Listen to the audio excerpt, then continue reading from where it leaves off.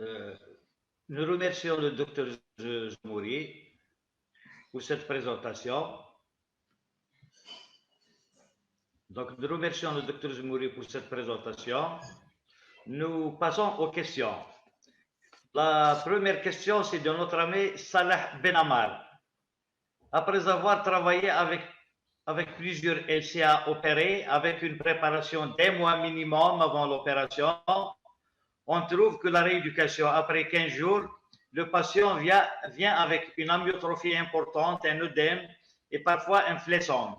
Et on note que le patient vient avec une phobie et perte de confiance. Donc, on perd toute la préparation. La rééducation précoce est nécessaire, s'il vous plaît, de nous éclaircir la raison de tarder la rééducation jusqu'à 15 jours post-op. Très bien.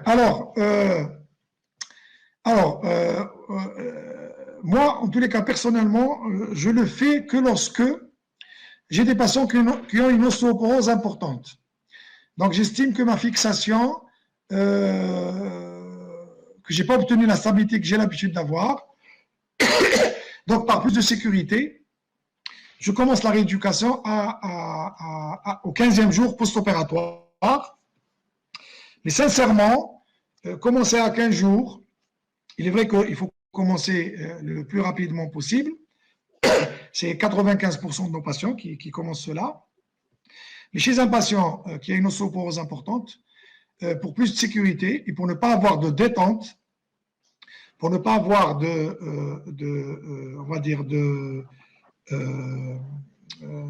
problème de migration de la plastie, sincèrement, je préfère commencer au 15e jour. Mais évidemment, sur 100 malades opérés, cela représente 2 ou 3 malades pour qu'on puisse être d'accord. Maintenant, la myotrophie, vous savez qu'elle existe en préopératoire et qu'elle est majorée évidemment après chirurgie. Et c'est tout le problème. Hein. C'est un patient qui va pas pouvoir récupérer son amyotrophie ou il pourra la récupérer qu'après un délai très important. Donc, sincèrement, je permets l'appui de suite, à fond, et à 100% avec béquille et avec attelle, et j'entame la rééducation au 15e jour, lorsque j'estime que j'ai une ostéoporose importante. On tombe parfois sur des malades qui ont un os spongieux qui ressemble à du beurre. Et sincèrement, quand on introduit une vis, on voit que cette vis-là, elle ne tient pas la baguette de manière extraordinaire, et on a peur de commencer la rééducation de suite, en tous les cas de commencer le travail de la flexion de suite. Voilà, c'est par mesure de précaution. Mais sachez que la plupart de nos patients, évidemment, commencent donc de suite la rééducation. Je ne sais pas si j'ai répondu à la question de notre ami Benhammer. Oui, une autre question de M. Toufiq Zmouri. Salut Ahmed, comment vous le connaissez. Que penses-tu de la place du choix du traitement fonctionnel dans les lésions récentes isolées du LCA chez les sujets de plus de 40 ans? Oui, Toufiq est mon cousin. Et donc c'est quelqu'un qui est de mon village. Je le salue d'ailleurs au travers donc, de ce webinaire. Et pour répondre à ta question, Toufiq, écoute, moi, sincèrement, l'histoire de l'âge, on n'est plus à 40 ans, hein, maintenant on a poussé quand même la limite de l'âge pour refaire donc un ligament croisé antérieur. Et sincèrement, moi j'opère encore des personnes qui ont 50 ans et même un peu plus. Évidemment, cela est fonction du profil, hein, c'est sûr et certain. Lorsque j'ai un patient donc qui a un profil donc de sportif de loisir donc et qui fait du sport, hein, qui fait ses 3 séances par semaine, qui va faire de l'escalade, qui joue donc ces 2 matchs de football donc par semaine, là j'hésite pas à les opérer. Évidemment, lorsque ces derniers ne présentent pas donc des lésions arthrosiques assez avancées. Donc l'histoire de l'âge, moi, ne me retient pas. Maintenant, le traitement fonctionnel, moi je peux, si tu veux, l'encourager. Si je tombe sur un patient qui n'a pas le profil du sportif, je dis toujours d'ailleurs aux patients, écoutez, il n'est pas obligatoire d'opérer votre ligament croisé. Comme je l'ai dit dans ma communication, on n'opère pas tous les ligaments croisés antérieurs, mais si quelqu'un veut reprendre du sport et du sport pivot, c'est indispensable. Nous savons tous qu'on peut courir sans ligament croisé en ligne droite, on fait des accélérations en ligne droite, on peut donc marcher sans recourir donc à un dérobement, mais nous savons que si nous devons donc faire donc un sport avec donc pivot contact, il est indispensable de refaire donc son ligament croisé. Donc traitement fonctionnel, oui, pourquoi pas, pour donc certains patients qui ont un certain profil sportif. Mais l'âge, sincèrement, c'est pas une barrière pour moi. Oui, une autre question de M. Bouchemla Mohamed. Docteur, est-ce que vous êtes DCR, je ne sais pas, d'accord avec la théorie qui spécifie le protocole de rééducation selon le type de la chirurgie DDT et Kapanji? Merci. Alors écoutez, moi, les protocoles changent plutôt si on opère un LCP ou un LCA. Donc, ce n'est pas les mêmes protocoles. Mais sincèrement, sur l'utilisation donc du tendon rotulien ou l'utilisation donc des tendons de la patte doigt, moi sincèrement j'utilise le même protocole donc de rééducation, sauf que lorsque je fais un DIDT, j'entame la rééducation au 15e jour parce que j'utilise des vis. Mais il faut dire que le DIDT, sincèrement, personnellement, moi, je ne le réserve que pour les patientes de la jeune féminine qui ne sont pas sportives de compétition. Je le réserve pour les reprises chirurgicales. Et bien que maintenant j'utilise de plus en plus plutôt le tendon quadricipital que le tendon, que les tendons de la patte doigt, donc de la patte doigt. Et je l'utilise évidemment pour les sujets de plus de 50 ans qui ont un profil arthrosique. Je préfère le DIDT donc au ligament croisé antérieur. Mais sincèrement, d'abord le protocole qui dit que les patients doivent reprendre à 4 mois, sincèrement, il y a peu d'auteurs qui l'utilisent. Tout le monde est d'accord pour dire qu'il faut donc entamer la reprise à partir de 6 mois, 6 mois et demi, voire même 7 mois pour certains auteurs. Mais sur le plan maintenant de l'évolution de la plastie, nous avons vu tout à l'heure les 4 stades que je vous ai décrits. C'est la même comment dirais-je, la même configuration, et donc c'est le même protocole de rééducation. J'espère que j'ai répondu à votre question. Une autre question de M. Abdelwahab Marrah. Est-ce qu'il y a un risque de travailler en chaîne ouverte après LCA? Après le LCA. Oui, bon, on sait que la chaîne cinétique fermée est moins risquée de par la co-contraction donc, musculaire, et que le LCA subit donc des contraintes, comment dirais-je, proches de l'extension, donc en chaîne cinétique ouverte. C'est vrai que si vous allez solliciter que le quadriceps, cela donc a un effet délétère de par la translation interne donc, du plateau tibial sur la plastie. Donc, la co-contraction du quadriceps et des ischio-jambiers, elle protège le LCA ou sans protéger le LCA, évidemment, en chaîne cinétique plutôt fermée. Merci. Une autre question de notre ami Bouziane Hafsi. Y a-t-il des prédispositions spécifiques sur les morphotypes en genivarome et en genivalgum? Alors écoutez, si j'ai un genivarome, un genivalgum sur rupture du LCA, et si je n'ai aucune lésion arthrosique sur le compartiment fémorotibial interne, si c'est un genivarome, sur le compartiment fémorotibial externe, si j'ai un genivalgum, je fais ma ligamentoplastie et je ne touche pas au morphotype. Vous savez que les grands footballeurs ont tous des genivaromes. Hein. Vous avez Draoui, vous avez Garincha, vous avez plein d'autres footballeurs. Et il ne faut surtout pas aller réaxer donc leurs genoux, sinon c'est la catastrophe. Maintenant, si j'ai évidemment une rupture du LCA sur une arthrose fémorotibiale interne ou externe, selon donc la déviation axiale, il est évident que j'associe, comme je l'ai dit dans les indications, une plastie du LCA associée à une correction du genivarome ou du genivalgum. Une autre question de M. Othman Djeriri. Bonsoir, merci pour la présentation. Bon, j'ai une question concernant l'isocinétisme, est-ce qu'il y a une possibilité de la prise en charge avant les 4 mois post-op? Et merci. Écoutez, oui, on peut le faire, mais encore une fois, moi sincèrement, je travaille avec beaucoup de kinés, alhamdoulilah, à travers tout le territoire national, et je personnalise toujours le rapport que j'ai avec les kinés. Donc on est là à se parler par téléphone. Quand j'ai des spécificités pour certains malades, je les mentionne. Et donc, à chaque fois qu'il y a des spécificités, donc le kiné m'appelle et me dit pourquoi on fait ça et ça, et donc je lui explique. Et je n'ai donc aucun problème. En fait, on peut adapter le protocole selon le profil du patient. Le protocole n'est pas immuable, à mon sens. On peut l'adapter en fonction donc de la plastique qu'on fait, en fonction de la densité osseuse du patient, en fonction du niveau sportif, etc., etc. Voilà. Merci. Une autre question? Solution devant un syndrome du cyclope. Ah oui, du cyclope.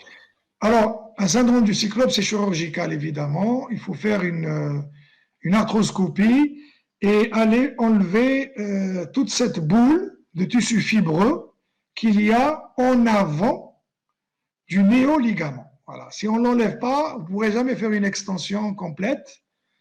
Et sincèrement, lorsqu'on nettoie très bien le tunnel tibial, comme je vous l'ai montré tout à l'heure, sincèrement, en règle générale, on n'a pas de souci. Mais la solution, elle est chirurgicale. Hein. C'est difficile de pouvoir vaincre un cyclope avec la rééducation. Moi, je ne l'ai pas vu, en tous les cas. Une autre question de M. Abdelkader Bourras. Comment des greffons avec une structure anatomique et neurosensorielle destinés à leur fonction spécifique peuvent-ils se substituer au rôle biomécanique et proprioceptif du LCA? C'est une très bonne question. Alors évidemment, c'est des tendons libres, hein, que ce soit le DIDT, le tendon quadricipital ou le tendon rotulien. C'est pour ça que ces tendons, lorsqu'ils sont mis en place, il y a une certaine période d'adaptation.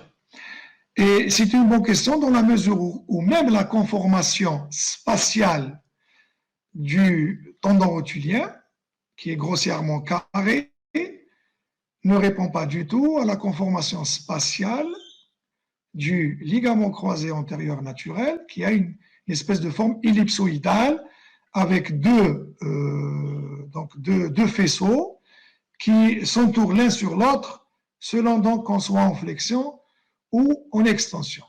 Mais les contraintes du genou vont finir donc par donner au néoligament, c'est pour ça qu'on va jusqu'à un délai de 3 ans, 4 ans, après ligamentisation, vont finir donc, ces contraintes biomécaniques vont finir par lui donner donc ce remodelage qui fait qu'il va ressembler ou qui va se rapprocher de la conformation du LCA. Ça, c'est sur le plan mécanique.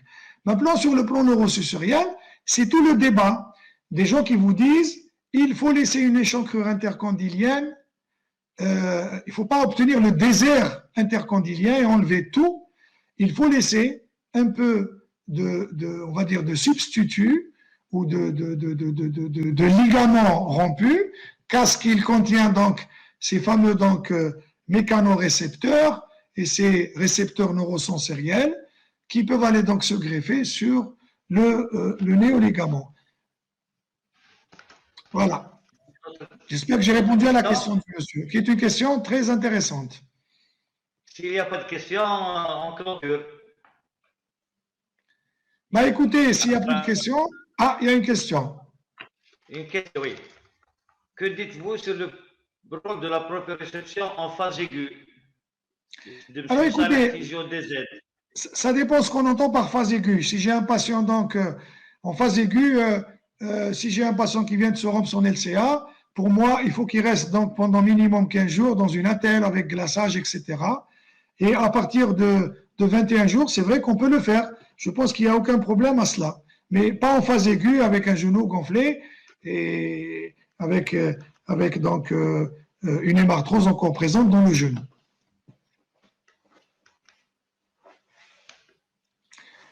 Oui, toujours. Question de mon lien, Sofiane Beka.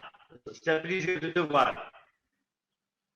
Est-ce que vous offrez LCA et l'autre TV en un seul temps? Ça, c'est un orthopédiste, docteur Beka.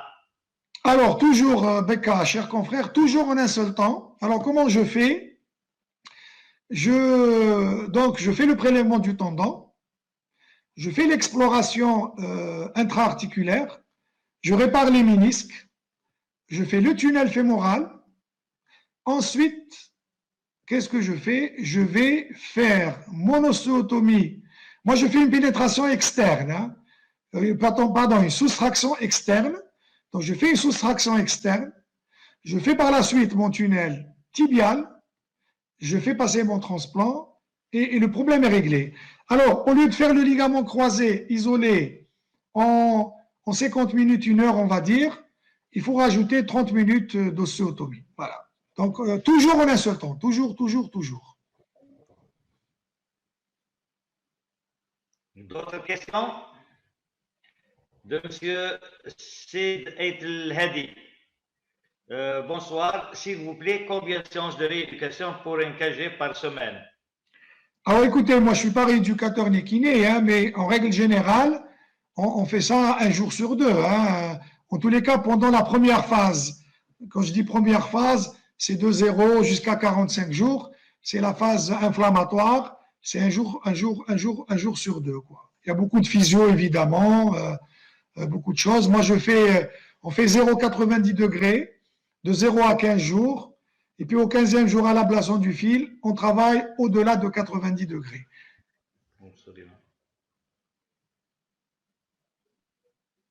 Bonsoir, M. Jamal Yahya Shrif. Est-ce que dans la pratique, il y a des cas d'échec imminent et quelle serait la conduite à tenir? Je n'ai pas compris la question. Échec imminent chirurgicaux, vous voulez dire? C'est-à-dire on opère un malade, il y a un échec. Alors évidemment, on en a plein. Hein. Vous savez, je fais beaucoup de croisés, donc je reçois aussi, c'est un peu le revers de la médaille, hein, on reçoit beaucoup de complications. Évidemment, les indications opératoires se posent toujours, mais sincèrement, il y a des malades que je refuse de faire parce que c'est des malades qui ont des algodystrophies très importantes. Donc je vais au-delà pour moi, le problème est d'abord médical et on ne prend pas assez bien, donc médicalement parlant, donc on charge ces patients. Vous n'avez même pas de calco en ce moment pour donner donc un traitement aux patients. Hein. Ça fait 6 mois qu'on n'a rien sur le plan médical. Si j'ai un patient qui a fait une infection, des choses comme ça, il y a des malades que je ne fais pas, sincèrement. Ils ne sont pas nombreux parce que j'estime que je n'ai pas les moyens de les améliorer ou de leur obtenir le genou qu'ils avaient avant l'intervention. Les dégâts sont trop importants. Il y a des phénomènes arthrosiques qui ont commencé. Vous faites une IRM, il y a pratiquement plus de ménisques. Donc, je ne le fais pas. Mais disons que 80% des reprises, je fais beaucoup de reprises. Hein, beaucoup de reprises. Si j'ai un malade qui a, donc, comme vous l'avez vu tout à l'heure, un tendon rotulien qui est court parce que le tunnel fémoral.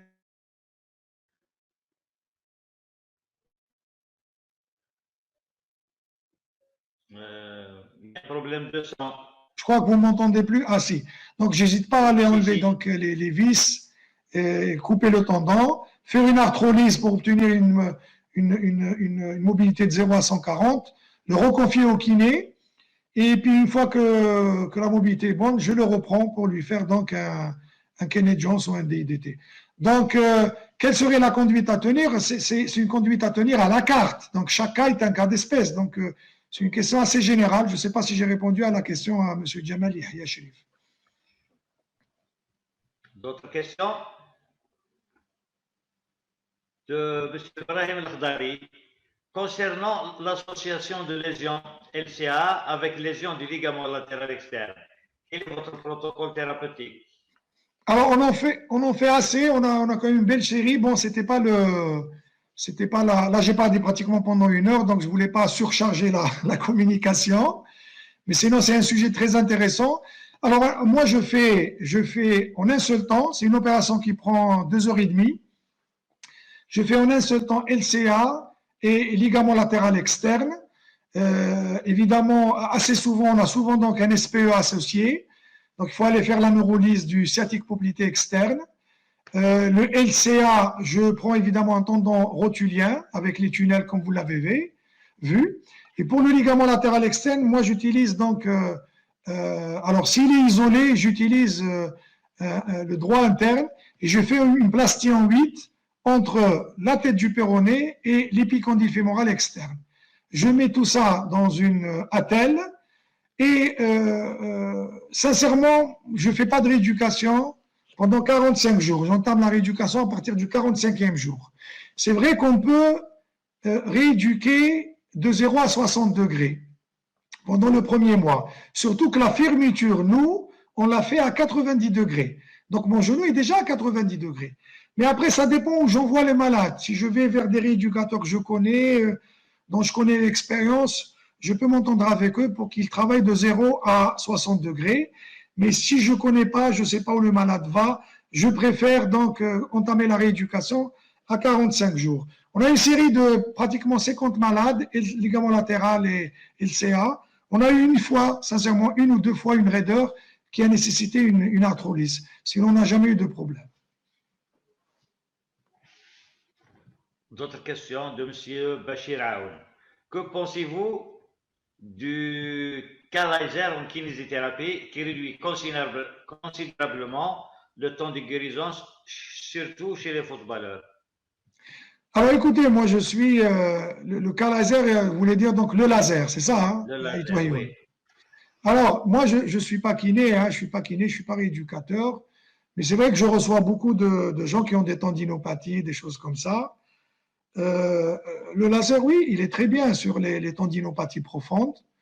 J'envoie de plus en plus vers des kinésithérapeutes qui ont le TECAR aussi, qui est pas mal. Moi, à mon sens, il me donne de bons résultats. Donc, j'estime que le laser, le TECAR, oui, c'est une très bonne alternative pour les tendinopathies, surtout pour les tendinopathies résistantes et pour les tendinopathies d'insertion. Voilà. Quand j'ai une tendinopathie du tendon rotulien sur son lieu d'insertion, le cas laser et le TECAR, sur le plan médical, moi, je suis assez satisfait. Mais encore une fois, la palme revient au travail du kiné et non au mien. Hein. Une autre question, sinon on va conclure. Bon, on va conclure, mais avant de passer la parole au docteur... Il y a encore des questions. Il y a encore une question de Emna Rakik. Est-ce que l'atteinte méniscale associée peut influencer sur la méthode choisie pour l'opération entre le DDT et le KG pour un joueur de volleyball? Alors c'est pas la lésion méniscale qui va déterminer mon choix. Je l'ai dit tout à l'heure, c'est le type de sport pratiqué. Ici, c'est un volleyeur, donc il a besoin de son appareil extenseur. Le volley, on saute beaucoup. Et donc là, j'hésiterai pas à utiliser un DIDT sans problème. Pas de KG, pas de tendon quadricipital. Maintenant, l'atteinte méniscale, elle n'influence pas le choix de la technique, pas du tout, non. Mais c'est surtout ici, comme il est volleyeur, c'est un DIDT que je lui ferai. Merci. Une autre question de M. Omar Bouakaz. Ouais. Utilisez-vous, M. Zemouri, les PRP? Oui. On aurait aimé avoir votre avis sur les PRP. Pour vos ligaments. Alors, je salue Omar Bouakaz, qui travaille beaucoup d'ailleurs dans le domaine. Moi, je me suis mis au PRP j'y suis depuis 2 ans. Sincèrement, cela fait 2 ans que j'utilise et cela fait pratiquement, maintenant on va dire une année que je l'utilise dans le bloc opératoire aussi. Maintenant, pour les ligamentoplasties, sincèrement, moi, je ne l'utilise jamais. Je ne vois pas d'ailleurs l'intérêt entre nous. La plastie, où elle est bien, où elle n'est pas bien. Certains auteurs préconisent son utilisation pour les ruptures partielles. Et maintenant, déjà, le diagnostic de la rupture partielle n'est pas évident. J'utilise le PRP sincèrement pour d'autres indications et non pas pour les ligamentoplasties. Voilà. Merci. Toujours M. Abdelkader Bourras. Comment s'installe l'inhibition arthrogénique du quadriceps et l'hypertonie des ischio-jambiers et conduite à tenir? Merci. Ça, moi, je ne suis pas rééducateur. Et je suis pas rééducateur dans le domaine. Et donc, sincèrement, ça, c'est une question qu'il faut poser plutôt au rééducateur, puisque la solution, elle est chez le rééducateur et non chez moi. Moi, je suis chirurgien orthopédiste. Voilà, j'espère que je n'ai pas déçu Monsieur Bourras. Une autre question de IMNE. Merci beaucoup l'équipe, et spécialement le Dr Zmouri. Un live très riche, des informations et détaillées et une excellente présentation. Oui. Merci à tous, hein, merci à tous et merci pour votre attention. J'espère qu'on pourra renouveler l'expérience avec d'autres sujets. Hein. Et je remercie donc l'équipe qui est à la tête donc, de la Société algérienne de kinésithérapie pour son dynamisme et pour le temps qu'elle consacre donc à ces webinaires. Donc, j'espère donc vous revoir très bientôt. Et puis, je laisse la parole donc à M. Aït Mahioun. Oui, et bien pour terminer, je souhaite moi et notre association d'avoir le Dr Zmouri avec nous pour nous accompagner dans nos journées scientifiques et pourquoi pas programmer déjà une PTG. Aucun problème. Il faudrait simplement qu'on accorde nos violons, c'est tout. Oui. Et vous allez nous excuser parce qu'on a pris beaucoup de votre temps. On a eu des problèmes techniques et tout ça, mais vous étiez très, très patient. Et merci. C'était un plaisir. C'était un plaisir. Et bonsoir. Au revoir tout le monde. Au revoir.